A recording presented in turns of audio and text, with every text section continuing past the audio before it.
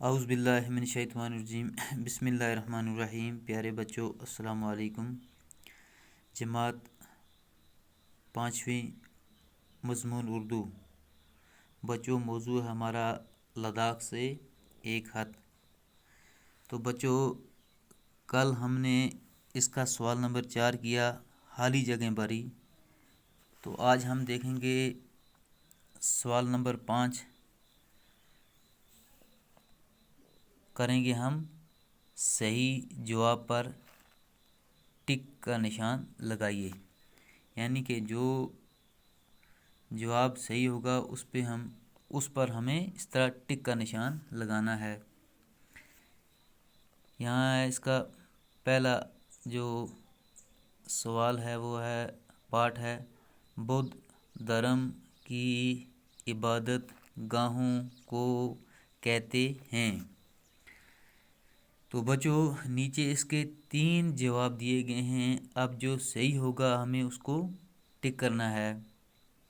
گمپا، گرجا، مندر، یعنی کہ بدھ دھرم کی عبادت گاہ، جہاں پہ بدھ دھرم کے لوگ عبادت کرتے ہیں، بدھ لوگ عبادت کرتے ہیں، تو ان کی عبادت گاہ کو کیا کہتے ہیں؟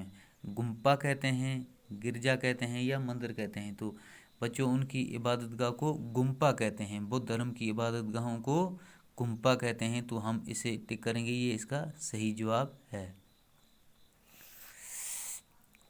دوسرا ہے شہ میں مسجد منسوب ہے، یعنی کہ شہ میں ایک مسجد ہے، تو ہمیں یہ بتانا ہے کہ وہ کس کے نام سے منسوب ہے۔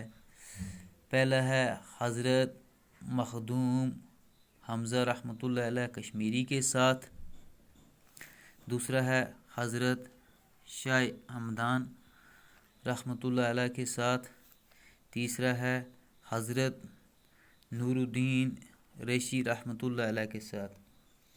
تو بچوں شہ میں جو مسجد منسوب ہے وہ ہے حضرت شاہ ہمدان رحمۃ اللہ علیہ کے ساتھ، ہم نے سبق میں یہ پڑھا ہے، تو اس کا صحیح جواب یہ ہے، تو اس کو ہم اس طرح ٹک کریں گے۔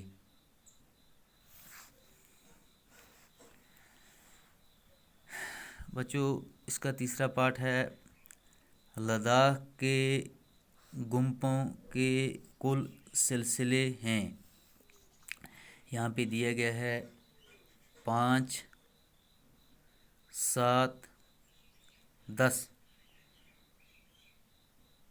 تو اس کا جو صحیح جواب ہے لداخ کے گمپوں کے کل سلسلے ہیں، ہم نے سبق میں پڑھا ہے کہ لداخ میں کل 7 گمپے ہیں، تو اس کا صحیح جواب ہے 7، اس کو ہم ٹک کریں گے۔